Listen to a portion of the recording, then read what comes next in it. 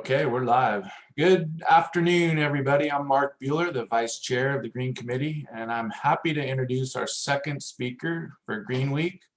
But before I do, I just want to remind you to sign up for the remainder of the Green Week webinars and for your chance to win some cool prizes, including the grand prize, which is a Google Nest Smart Thermostat. So if you haven't signed up already, be sure to do that. And also, if you haven't signed up for the free 2-day NAR Green Designation course on Wednesday and Thursday, which is sponsored by SDG&E, sign up for that. You can't beat free, and you can't beat that education. So now on to the main event with our speaker for this afternoon, John Shipman. John Shipman is the Senior Director, National Training Business Education for Franklin Energy, is also an award-winning and nationally recognized thought leader in green real estate practices and innovation, a pioneer in training and mentoring of real estate professionals on green homes and energy efficiency. John has trained more than 5,000 real estate professionals in green real estate and in green building fundamentals. In 2014, the National Association of Realtors, NAR, awarded him with its National Evergreen Award and named him its NAR Green Instructor of the Year. That's very impressive. If you have any questions for John, please put them in the Q&A box. I'll be watching them and he will address them as they come through or at the end. So it's my pleasure to introduce to you my friend, John Shipman. John, the floor is yours. Thank you, Mark. I appreciate it. And hello, everybody that's on today. I don't know who's on because I can't see all the names. I didn't put the big box up, although I guess I could do that. So hopefully there's some friends that I've come to know out there from the many presentations that I've done over the years at OCAR. And so today joining me also is Simone Dadston. And Simone and I work together. She herself chair the OCAR Green Committee. Oh, Joyce Endo's on. Hi, Joyce. I did see that. Super cool. So it's really, I can't wait to connect with some more of you again I think it's Wednesday, and Simone, you can correct me if I'm wrong, but I think Wednesday and Thursday of this week, we'll be having the NAR Green designation at OCAR, a Zoom class. And I probably won't see my old friends on that because they already have the designation, but maybe some new ones. And so if any of you are on that are thinking about taking that class, I think it's going to be fun. Just seems like this class always has something new to offer. So to our old friends, if there's space available and you want to join and kind of catch anything that's new that's going on, feel free to. Which kind of brings us to today. So today I'm excited to be talking about something. Those of you that have known me and have taken any of my courses or presentations in the past will know that what really got me started on this path is kind of the topic that I'm going to talk about today, right? And it's always been with me, and it's always been very deeply inside of my soul to really kind of focus on the health aspects of green, especially with regard to human biology. I just recently decided to go back to college and be the creepy old guy in the room. And I was. And I ended up getting my master's in environmental sciences with a focus on human behavior. And the reason I did that was I've always been a student of social psychology. That's where I have my primary degree back when I was younger. And it's always been with me, but now it's kind of focused on human biology and human sociology in terms of how people think about health in their homes. Now, I went back and finished my degree over 2 years ago, so this is prior to COVID, right? So this is not a conversation that was induced by COVID, although it's interesting to consider how COVID has enhanced the discussion, especially for the realtor. So what I want to do is kind of give you a little bit of a background, and I'm going to share my slides in a minute. And what I want to do is give you a little bit of context from how I think we should be looking at this as realtors, right? So there's a very dynamic way of approaching this if you're a realtor, because we're not healthcare professionals, right? And we have to be cognizant of what we're talking about and what we're saying around the built environment. And so I'm very aware of that.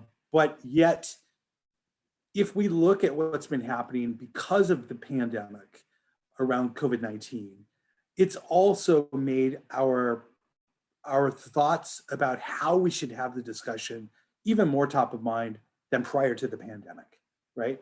So let's go ahead and without further ado, kind of take a little look at that, and we'll take some journeys along the way.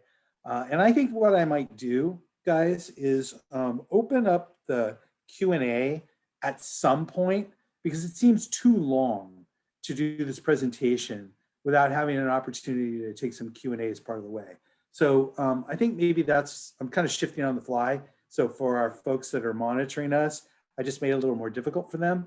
I apologize. But for the audience, I think it'll be much more meaningful, which is obviously more important. Not that you guys aren't important, you guys are, but sorry to shift on you like that. I just realized, I think there's such a big discussion here. It's so important to be able to have a little bit of a dialogue part of the way that I think we should open it up part way. So what I'll do is I'll stop maybe midway through, and then I'll open it up for some conversation. Unless there's something you think is super pressing and it needs to be addressed now, we can stop the train and get off and stretch our legs. So let me go ahead and share my screen with you. And what we'll be seeing here is you should be seeing the presentation. Somebody wants to give me an audible that looks good. That's fine. John, you're good. Thank you, Simone. I appreciate it. Okay, so you know who I am. Thank you for the introduction, Mark. I know you didn't need to read it because Mark wasn't kidding. He and I are friends, and I'm very happy. I've got a lot of friends around here, so I'm very happy to be presenting to all these good people in the room, and hopefully you guys will enjoy what you're about to see. So what I want to do is connect for you the dots with who's actually here. Let me minimize my screen so I don't get this out of the way. So it's actually myself, and I'm going to ask Simone to put a little flavor on the roast, right? So Simone will come in from now and again, and we'll share some thoughts with you together, because while Simone is chair of the Green Committee, it's important that you realize her day job, right, which is being a realtor, and then also working with me at Franklin Energy, keeps her involved on the policy side and the education side. And so she stays cutting edge and stays in the right in the fray every day of the week, 365 days a year. So why are we here? Well, let's talk about that a little bit, right? I've kind of already built the context for you in the sense that you're starting to see that there's a connection between the house, which is what you represent every day, and health, human health, right? So years ago, 20 years ago, I started off changing my direction in life in terms of being a contractor that just built like what you might consider the typical contractor might build like, to start considering the built environment differently and the environment as I built those homes differently. And so I did ground up spec home building to retrofitting of existing homes. Frankly, I was getting a little tired of it. And about that time, our son, who had just been born, was diagnosed with asthma, very young age. And they wanted to do surgery on him. And my wife and I, being brand new parents, it just didn't make any sense to us, right? And we just didn't want to have that happen. So all these things were coming together for me at the same time, right? Me getting tired of working as the typical contractor, building crappy homes. I built a good product, but I didn't know they were crappy until I really started finding out about building science and just how crappy they were, right? But I realized I wasn't the only one doing it. It was, pardon the pun, pandemic throughout the industry that we were building really bad homes, right? There were a few people doing really good stuff. And right about that time, there was a program that the Southern California Edison was sponsoring. And I took the class, and it was basically how to do a much better job, right? How to build a house the right way, using good building science techniques. So I took that class, and I totally changed my business model. And at the same time, I was going through this personal thing with my newborn, who was our oldest. And we thought, okay, we have to do this differently. So they gave us all this information. They said, go back and read this. And sure enough, there was this huge connection between the home and his health. Well, I started realizing, wait a second, this isn't anything new, right? And the more that I adopted these principles in my trade And the more I started working with clients, and the more I started hearing about the problems in homes, and it didn't matter. It did not matter if people were low income, middle income, or upper income. It's pandemic in terms of the process. You may be spending $400 a square foot or $600 a square foot and living in Newport Coast, or you might be spending, builder grade pricing and living off the 710 freeway between the Port of Los Angeles and LA, right? And what you're getting though is still a poorly built building envelope, right? You're getting awesome materials if you're paying $600 a foot, but what you're getting though is really poor building science. And so there's this connection, right? And we want to talk about that. Then we want to raise your awareness of health in the built environment. Now, look, I know Dr. Fauci's already raised your awareness, right? And everybody, the entire cast of pandemic characters have raised your awareness, right? What you see on the news every day has raised your awareness, not just of where you're going to go eat, if you can go eat somewhere, or how you're going to live in your house, but just going to Costco or going to the supermarket, right? Or Whole Foods. It doesn't matter. It's in your face every day. So your awareness now is great. Now, here's what you need to know though. We need to have the awareness and the connection to the home as high as it possibly can. And then we have to figure out a better way to help our clients understand that there's a better process here, right? And for most of us, especially right now in this economy, with the loan rates, well, they've gone up a little bit, right? But with the market on fire, people aren't necessarily talking about that as much as they are, let's just get the house, right? So I want to go into some of the concepts too, right? How we can think about what we can talk with our clients about as well. We call them the Keepit concepts. So I'll spend some time with you and we'll go over the basics of the Keepit concepts. And then I'll give you some other places where you can go shop for knowledge, right? And then I thought we would talk a little bit about indoor air quality and electrification, because why electrification? Why electrification? Well, because if we look at things that are happening in the state of California, it is the push right now. And I want you to make a connection about what you're going to be hearing from a regulatory process, hot and heavy in the next couple of years, to the healthy housing aspect and how you can tie the two together, right? And what it means for your business. So that's what we're going to talk about. That's why we're here. Okay. I like to give you something to think about in the context of, okay, I get that you're going to teach me something, and I have a feeling this is going to be a lot in a short amount of time, but I want you to take away something. I want you to take away what you can do to turn the conversation and the knowledge you're going to learn into action. So the way that I like to do that is give you objectives, right? That you can actually get. So here's what I would ask of you to walk away with and try to practice. Now, there's a number of different ways that you can do this, right?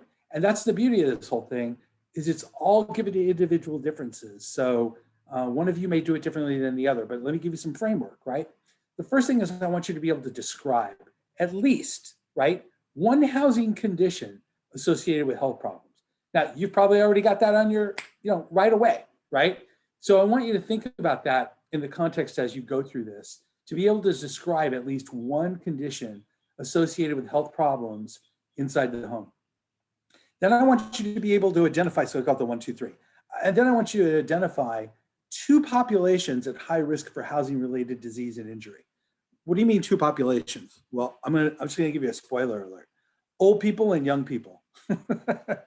Now, old people is not politically correct, okay? But if we think about, and I'm an old person, so I'm in that group now. But if we think about who's at risk, there are other people too. There are people with, look, we've been hearing about folks of color, for example, that are higher risk for getting COVID than not. We've been hearing about people with preconditions getting COVID more easily than not. And there's a variety of reasons for that. So identifying populations, I want you to think in those terms, gross terms, right? And that's 2. The third thing, I want you to offer something. Offer 3 steps to reduce household hazards, right? So in the context of how you're going to describe what condition, how you're going to identify the two groups, and then something to think about how I can reduce household hazards. So I'm going to make you work a little bit, right? Now, I'm not going to ask you to prove that out here on this webinar, but that's something I want you to prove out to yourself. There you go. So that's my ask. Okay. Selfish little ask. Okay, so why do I have Miss Florence Nightingale here? Well, she is considered the mother of modern nursing. And ironically, 100 or so years before Dr. Fauci was even a gleam in anybody's eye, she was teaching people how to wash their hands, right? She was known as the Lady of the Lamp for the British soldiers in the Crimean War. As I said, she's considered the mother of modern nursing. And I like talking a little bit about context, right? I'm an armchair scholar of history, and I love history. And so when I think about history of housing and healthy housing, it's not something that happened just because of the pandemic or even the first pandemic. In fact, this fabulous woman was 100 years prior to that almost, right? So, so she's been around a long time. And what she spread was knowledge, right? She spread that knowledge of actually doing something ahead of time, right? Is a preventative medicine was really what she was trying to practice, as much as she was practicing, medicine on the spot and good holistic care of people. So she's really quite an interesting figure, to say the least. Now, that gave rise to a lot of thought, right? And I fast forward a little bit with this other slide, and I'm a huge believer of pictures being worth 1,000 words. So what you have here is some pretty heinous conditions. This is a tenement building in New York around the turn of the century. And this photo, which appeared in the New York Times, got national attention. And what it did is it got attention from people all over the world. Let me rephrase that. People all over the country, right? And what it did was it called attention to the squalor in which disadvantaged communities lived. And it gave rise to building codes. So why is that important? Well, because when we build homes now, we have codes. Prior to that, we didn't. We certainly didn't have any codes around health, right? So let's fast forward again. And let's go, maybe to the 1990s, right? So we're getting close, right? And so in the 1990s, there was a slew of acts following various environmental acts that took place during the Nixon administration and on.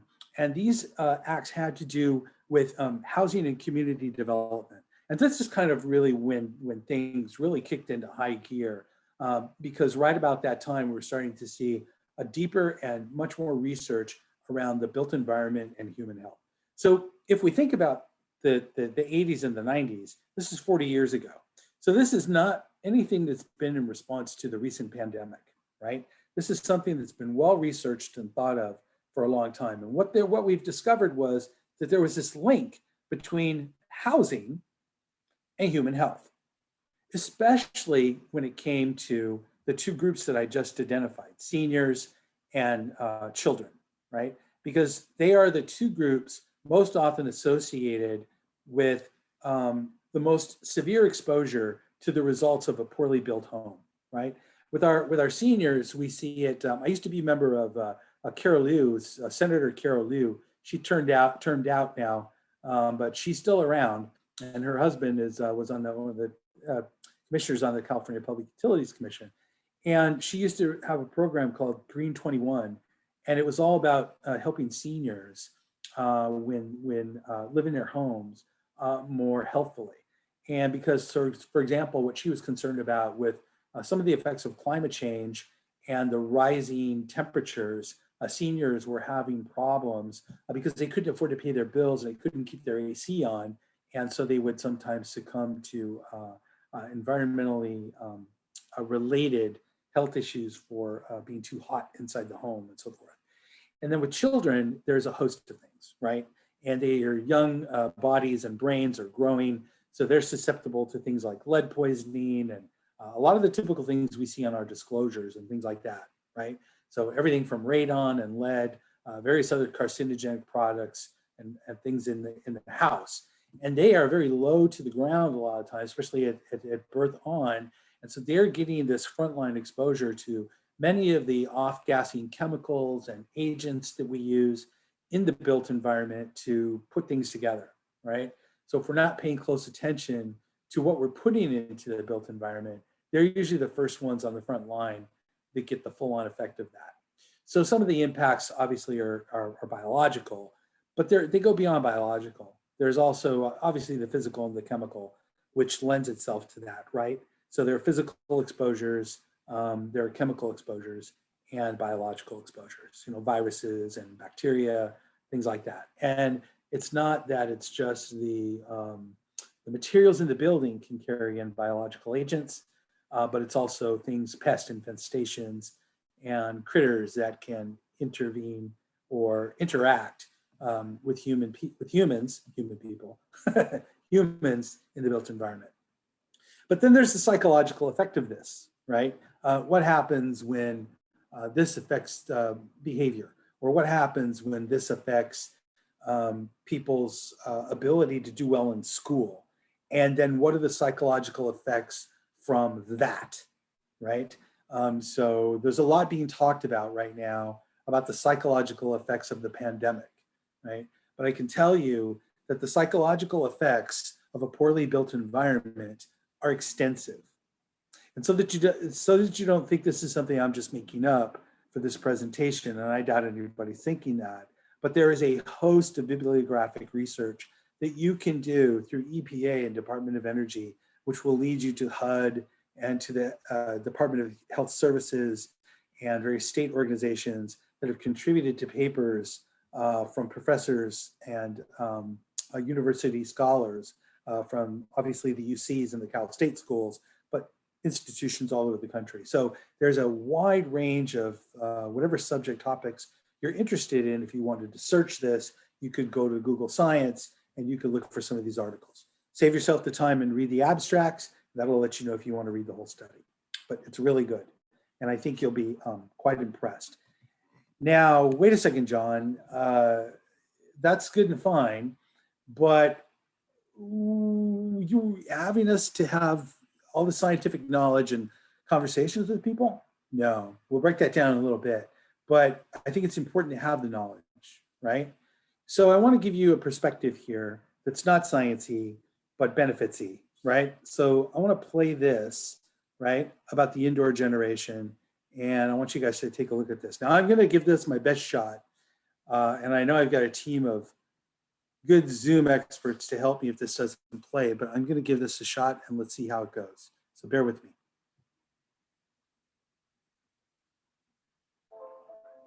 This is a story about us, the indoor generation. A generation that spends 90% of its life indoors. It all started the day we left children. We filled our homes with lovely things from the stuff we wanted.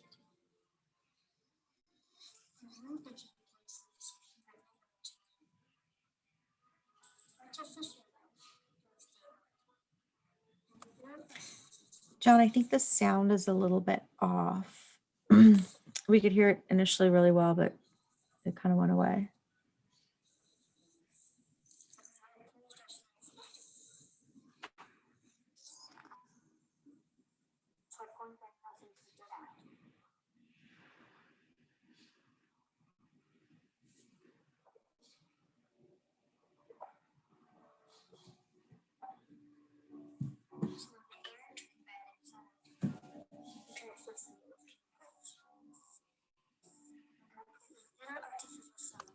John, can you hear me? Yeah, let me stop it. I'm going to kick you off and share mine. You're going to kick me off and share yours? Yeah. Okay, that way kick I me can off and share share with yours. you. I've got it Alright. turned up all the way, so. Yeah, you got to share your computer sound, so I got it. Okay, you got it? Thanks. Sorry, guys.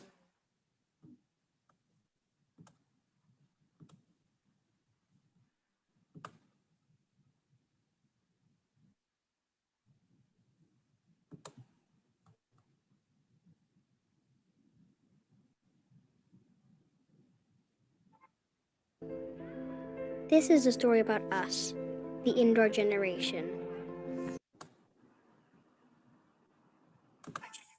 a generation that spends 90% of its life indoors. It all started the day we left nature behind. We filled our homes with lovely things and all the stuff we wanted. Our homes became places you would never want to leave. Artificial light replaced daylight, and we built our houses so that nothing could escape. We cooked and showered, breathed and played, slept and sweated. But we had closed ourselves in to a point where nothing could get out.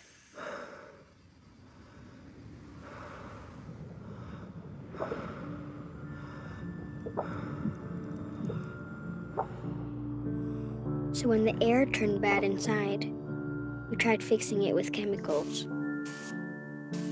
And we put in little artificial suns everywhere to make the darkness bearable.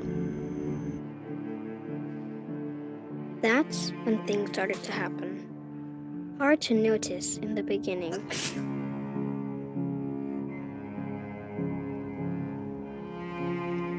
Some needed help to sleep, to breathe, to not itch. Many of us even started to feel sad. So we turned on happy lamps to make the sadness go away. Then, scientists discovered that the air inside our homes is up to 5 times more polluted than the air outside. And that the lack of daylight can affect children's learning and increase blood pressure. It turns out that kids' rooms often have the highest concentration of toxicants in the house. In fact, millions of homes are unhealthy to live in. They discovered that living in damp and moldy homes increases the risk of asthma by 40%. And I learned that millions of people like me suffer from asthma and allergies caused by a bad indoor environment. And so, here we are. How the story ends is up to you, because it's not written yet. If you care about the indoor generation, do something. Begin to think and live differently. Let light and fresh air into your life again. Even small changes can make a huge difference for coming generations. Learn how at theindoorgeneration.com.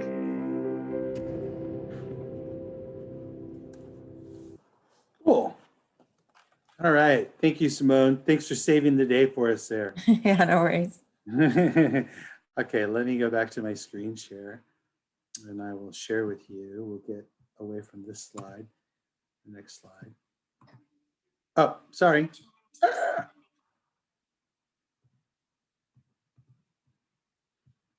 Okay, there's more than one way to skin a cat. Give me 1 second. Doesn't want to move off of that. So we will do it another way.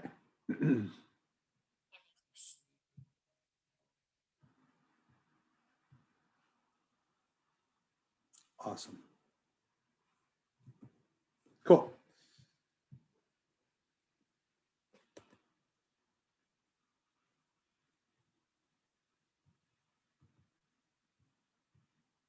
Almost there.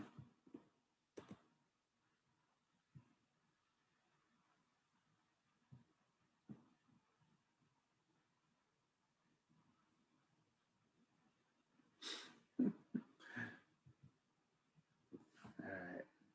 1 second. Wow. That was tough. So you should be on number 8, John. There you go. Yeah, I'm good. Okay, so can you see my number 8 slide? We can. I think you need to go up when you're on maybe on Can you see that, Simone? the back one. Yeah.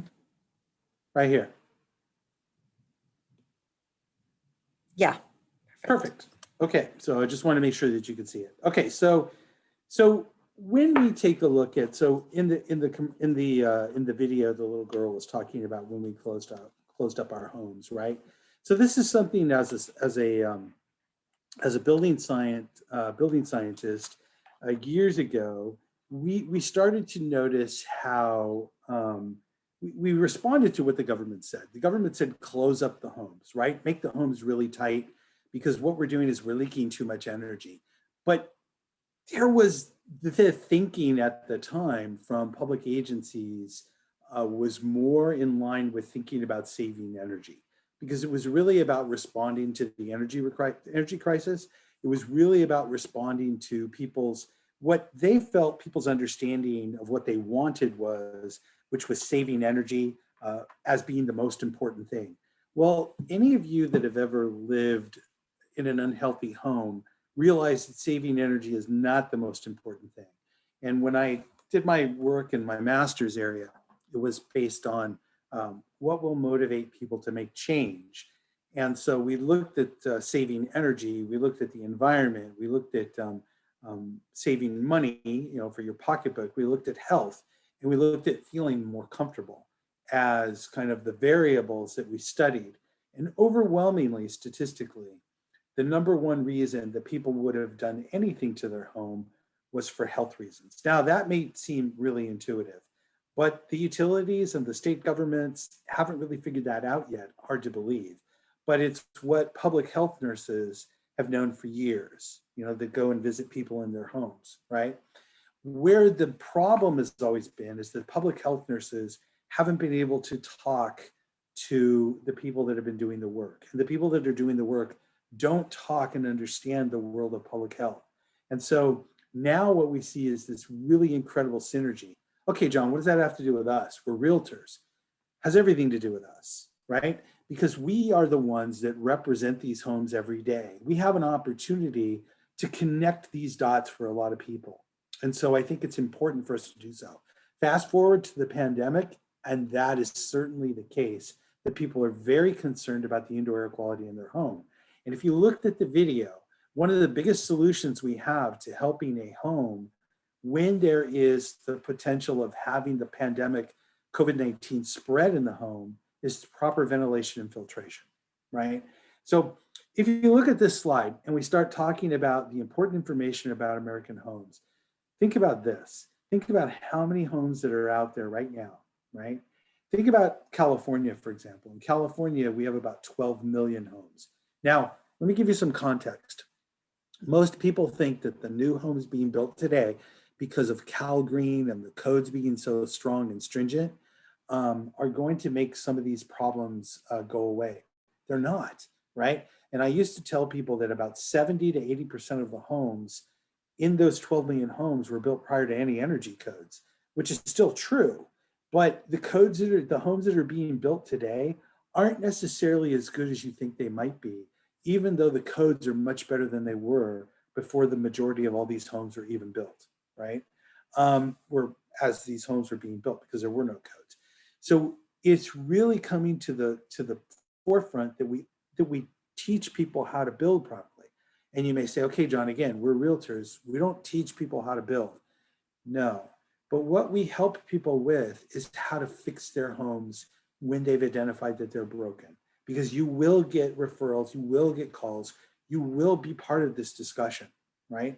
And so having your knowledge around the science and then being able to speak to the benefit, that's where the key comes in, right?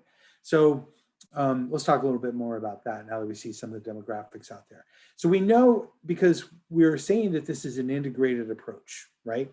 This considers the holistic aspect of the home, because you could do one thing to one part of the house, but then something else happens in another part of the house. Well, what do you mean? Well, so for example, if you were to say, let's keep the energy in, right, by tightening up the envelope of the house, or what we call the envelope, which is the outside of the shell of the house, how the house is separated from the outside air. If we do that, then we have the problem that the little girl was talking about in the video, right? So now we have to introduce ventilation, because if we seal up the house and it's too moist, then we breed mold, for example, right? So now we need to bring in ventilation. Well, how much ventilation, right? Because if we bring in too much ventilation, it can create other issues. So it's like whack-a-mole, if you will, right? One thing leads to another. It's an integrated approach. And we have to understand how the whole home is performing. Then people living in the house. Okay, what do you mean people living in the house? Well, if we're going to put things into the home, we need to understand what people that live in the house are, what's the word I'm looking for? What they are sensitive to, right? What kinds of chemicals are they sensitive to? And what type of ailments potentially do they have? And that should also dictate how we're going to think about a retrofit, or how we're going to think about improving the home, and how we can work with our installers that are well trained and understand that this is an issue to do it correctly, so that we alleviate those problems for people. Well, I've already talked about the structure, right? Because structure is that part of the house that separates us from the outside, and it should be one continuous barrier with the opportunity to bring air in and take air out scientifically and mechanically, right? Now, you would say, okay, wait a second, come on, I live in HB and I want my windows open all the time because we have a really nice climate and we have nice air. That's true. And I would not disagree with you. And I would say that natural ventilation could in fact be the best ventilation, but with the caveat that we understand what we do when we close the window with the moisture that we brought in from the open ventilation, right? So this thing works in tandem. It's not that natural ventilation works by itself. It's natural ventilation works with mechanical ventilation. And then the potential for health hazards. And they're varied, right? And they can be complex because we need to know who's going to be living in the home, right? So this is all to say it's an integrated approach. Okay. Why a holistic approach is necessary? And I'm going to stop pretty soon and entertain some questions. Why a holistic approach is necessary? Well, okay. So for example, listen, I know you watched in horror with what was happening in Texas, right? And do you remember seeing how many people's homes were flooded out because of what was happening inside with the plumbing? Well, that's not the only reason people's homes can be flooded out, right?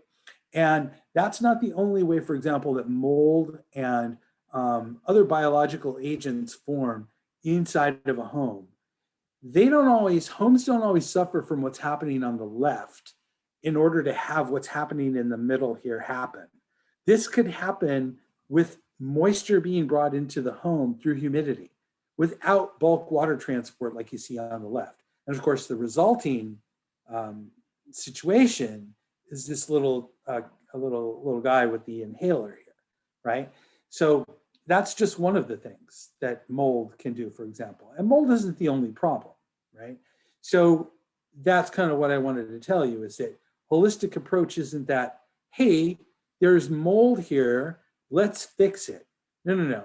We need research into what caused the mold so that we can alleviate the problem that caused it from the beginning, the root cause that led to the mold. It's not the mold that's the problem.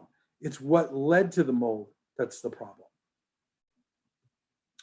So a lot of times I mentioned that there are pests inside of a home, right? And we see those as well. So I remember just the other day we had ants in our house, and I told my wife, I'm like, hey, don't worry about the ants. And she's like, what do you mean? You always say that pests are a problem. I'm like, yeah, but not those pests. Those pests actually aren't attributable to any human disease, right? She goes, I know, but I still don't want them on my food. But these pests, right, like cockroaches and rodents and lice and bed bugs and things like that, they are responsible for a host of ailments, right? And so there's a lot of things that we can do around trying to kind of alleviate these problems.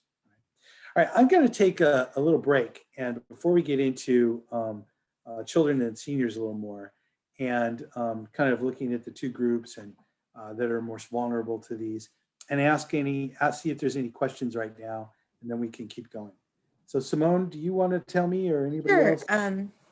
Well, one of the questions is, what are some of the methods a realtor can suggest to their clients to combat moisture and water intrusion? Perfect. So the first thing you want to try and suggest to them is that they have someone do an evaluation of their home. So there are a number of professionals out there that can do a really good healthy homes evaluation for clients. One of them would be a HERS rater, for example, a home energy score rating system person who can actually come out and they'll understand how the home is put together and how it's performing. Now, a lot of times they'll be able to make recommendations on how to seal up the home and create ventilation strategies that would be the most energy efficient.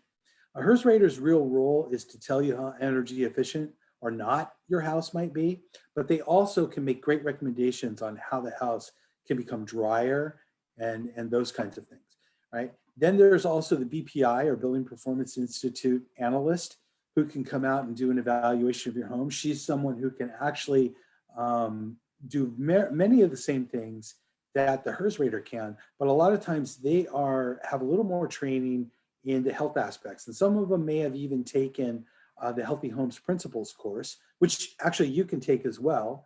And I'll share that with you too, towards the end of the presentation. So they can take the Healthy Homes Principle course, or have taken it. And some of them now are becoming what's called Healthy Homes Evaluators as well. And so that's another group that you can bring into, or also a home energy score rater.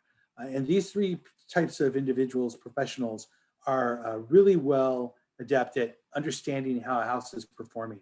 And that is the first step, because they give a pretty good and detailed report of what the house is, what's happening in the home, and how the house can become better. And it's a great place to start. And then you can find professionals along the way that can start to attack certain of those things. So as the real estate agent, we can recommend this process to the clients and get it started for them, right? And that's a lot better than what anybody else is probably going to be able to recommend to them.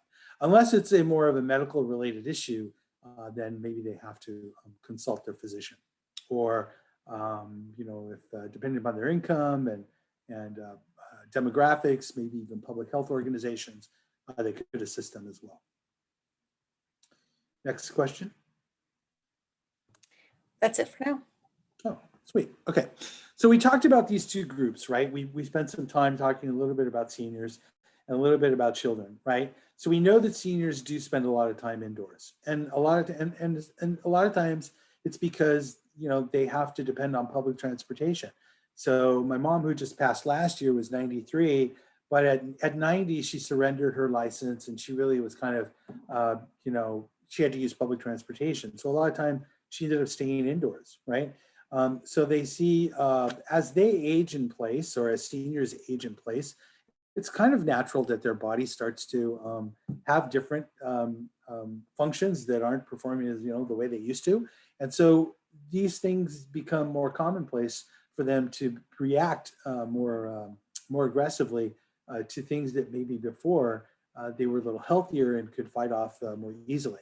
Slips and falls. So what does that have to do with things like bacteria and mold? Well, it doesn't. But what it does have to do with, and you'll see in the Keepits, is we have to make sure that we're moving obstacles that are issues for people out of the way. Trip hazards, fall hazards, things like that. And we did already talk about overheating, and that has a lot to do with the way the home is built and the way the mechanical systems are built. Because if the mechanical systems in a home are not built well and they're not functioning well, they're not energy efficient, many seniors will refuse to turn on the AC because they can't afford to pay their bill, right? And so overheating could be a result. And then with children, again, whether they're spending, when I was a kid, I lived next to a park, and 3 of us could have a baseball game, right? We only needed 3 people to have a baseball game. And we were out all day, right? Today, kids are, at TV playing video games or whatever it is. Now with school being the way it is, they're sequestered at home during the pandemic. It's even worse, right? So kids rarely get out as much as they probably should. Now that's not true for all kids, but it certainly is the best if they can get out and enjoy the air and enjoy the sunshine, because it is a lot, the air quality inside of a home is a lot worse than it is outside for the most part, right? And then eating and drinking, right? So they do a lot more eating and drinking than adults in home. And there's a fair amount of that might fall on the floor. They'll pick it up, they'll eat off the floor. Little kids especially, it's very typical, right? The 3-second rule, right? Okay, well, that's a bad idea, actually. And plus, as I mentioned earlier, they're still developing. So any kind of conditions that could affect their developing bodies really can have result in some real problems for them. And then we talked about the whole psychology of this. And it's not only the psychology of children, it's the psychology of all of us, right? We need to be out. We need to be out as much as possible. We need to have as much ventilation as possible for healthy, not just healthy biology, but healthy psychology. So these are the Keepits that I was telling you about. So what's cool about the Keepits is that it gets really detailed, right? But if you look, for example, there are a number of Keepits. The first thing we want to do is we want to keep it clean, right? And you can remember these. You can even take a look at some of these and look them up. And if you decided that you wanted to take the Healthy Housing Principles course, that's something you could take with Building Performance Institute, BPI. It's really cool, and you can learn about these Keepit principles. So keep it clean. So this is really kind of a cool blog you could do, a recommendation list for clients on how to make their house healthier than it was before. You notice I don't say healthy. I make a big difference between healthier and healthy, right? So keep it clean. We want to be able to make sure that we're cleaning surfaces and making sure that we keep it dry as well. That's the second keep it, right? So we want to keep the house clean. We want to keep it dry. We want to keep it pest-free. Now, pest-free doesn't mean we want to necessarily use other chemicals in order to try and keep it pest-free, right? Because pest-free sometimes, if we're using other pesticides and things like that, that could create other problems along the way. So we want to keep it pest-free by closing off things, right? Not allowing pests to be able to come in. So in other words, a great example of non-chemical, so to speak, pest, what's the word I'm looking for? Pest removal, if you will, or trying to keep pests away. So look at the outside of your home, for example. If you have branches or trees that connect to your roof, well, that's like a rat bridge from the outside to your attic, right? So there's little things you can do if you think about them that don't involve pesticides to keep pests away from people, right? Obviously, there's more expensive means too, like building envelope work and things like that. And we want to keep things contaminant free, right? Keep your contaminants outside. Keep them in a safe place outside, away from where they can affect biology. Because contaminants might be in a can, right? Okay. But if you seal that can or you seal that container, there could be still some way of off-gassing into the open area. And we want to make sure that we're keeping our contaminants outside and in a safe place where people can't get to them outside and they can't affect us inside, right? And we want to keep it safe. So we mentioned like the trip and fall hazards, right? It could be explosives, it could be corrosives, it could be a number of things that we need to keep the house safe. There could be things like exposed nails or exposed things that might puncture us or poke us. So a lot of different ways that we can keep the house safe. And it just takes a good going over the house and with a really good eye on those kinds of things. Well, this really should probably be the last, I think. And this is perhaps, especially during the pandemic, the most important. I mean, this will help us with so many things to keep the house ventilated, right? Now, yes, we have natural ventilation, and I talked a little bit about that in context already, but I also want you to think in terms of mechanical ventilation, right? Because we can bring fresh air in and we can take stale air out mechanically, which is really, it's a mechanical way of moving natural ventilation through the home. Or we could open windows, but then once the windows are closed, we need a way to remove the moisture, right? So we need to be sensing what our humidity levels are, and we need to be controlling for ventilation so that we have at least 3 air changes every hour inside of a home, right? And it's really not that difficult. And so if we have this good ventilation, we're more than likely to keep a lot of these things at bay that could creep up on us and not know why they're there. Things like mold and certainly COVID-19, right? So ventilation and filtration. Right? Comfortable. We want to make things comfortable because if people are more comfortable, then they're probably going to be okay. So in the example we used with the seniors, not being comfortable, let's say in a heat wave, because they don't want to run their AC system, well, this allows them to be able to do that. And if they're comfortable, let me back that up a little bit. And if they're comfortable, they're more likely to, what's the word I'm looking for? They're more likely to remain comfortable and healthy, right? And then we want to keep the house maintained, because a well-maintained house is going to allow us to continuously check for things and alleviate a lot of these things that we see in the built environment that could be problematic. And so I want you to understand that these things are not unknown to people and professionals, right? And so now this whole kind of genre that's moving in the direction to make sure housing is more healthy isn't necessarily how to build a healthier house, but it's how to maintain and develop a healthier house once it's already been built. So there's a lot of things out there at the realtor's disposal that they can give to clients that would do, as just you were asking earlier, lead them to be able to make their house healthier than it was before. And so it's these things we want the realtor community to be able to tap into, because we don't want you to be the source of the information.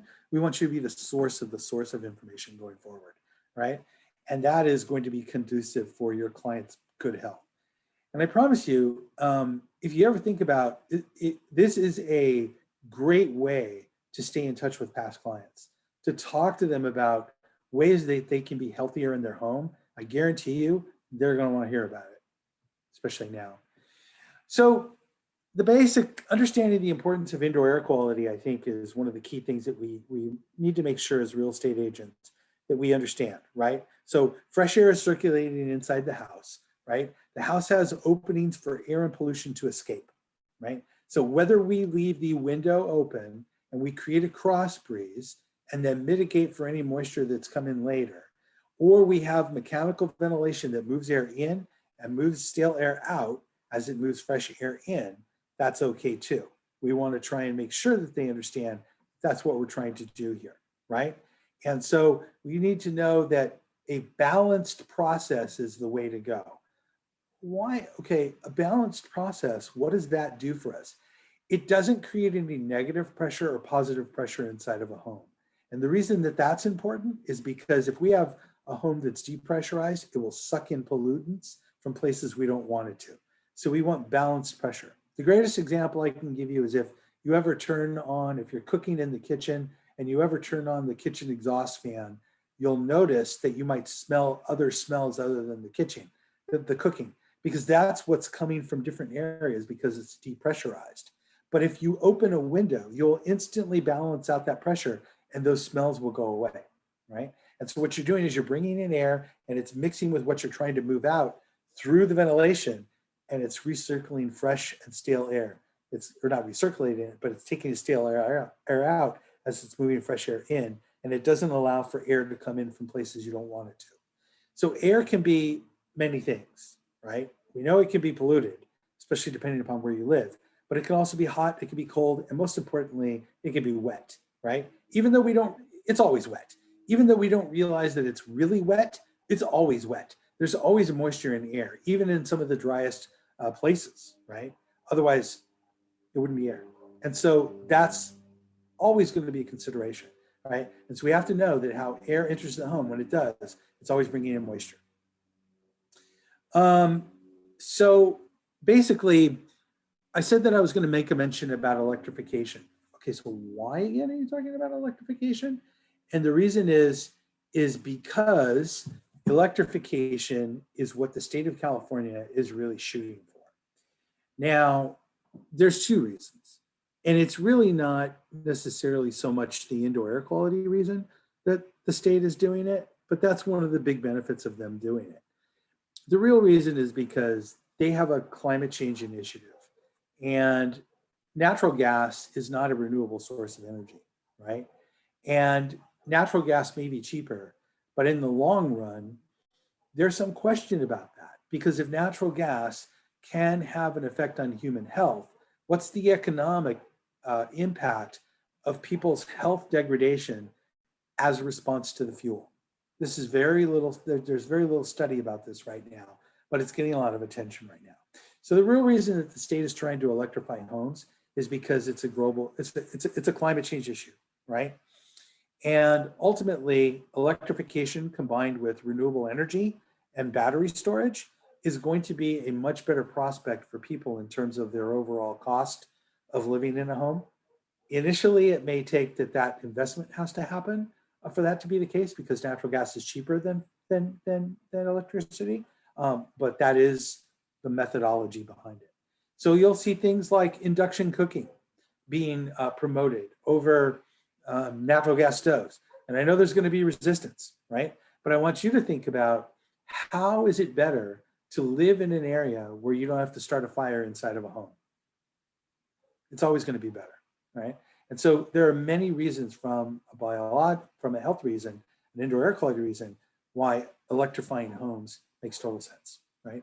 And certainly in the event of an earthquake, natural gas can be a problem, right? And so this is another area that we're looking at is, well, you know, if we can eliminate this aspect, and maybe, you know, if the big one comes and not have an explosion because of it, then we're probably better off as well. And there's other solutions too.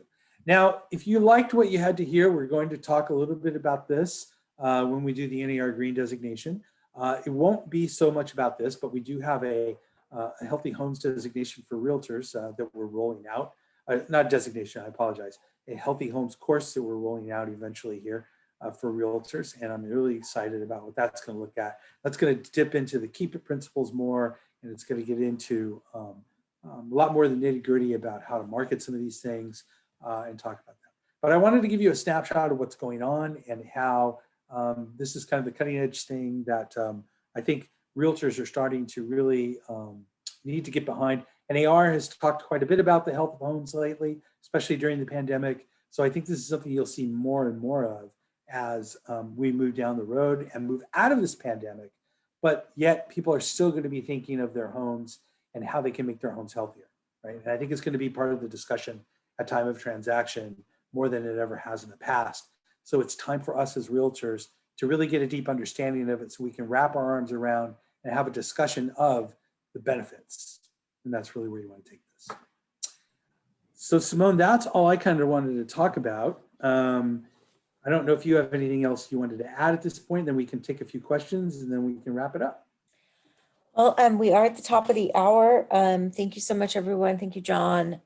Thank you, Orange County Realtors, for putting this on. This is such a great, informative week full of cutting edge classes and information.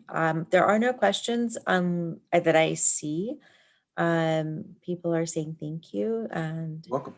Awesome, John. Good stuff. No, you're welcome. On behalf of the Green Committee, we would like to thank you, John, for taking the time to shed that information with us. And make sure you tune in tomorrow from 3 to 4. And I am going to be speaking to realtors about solar. And check into all those, sign up for the NAR green designation. And if you want to, we'll see you tomorrow at 3. Thanks again, everybody. thanks, everyone. Hey guys, take care.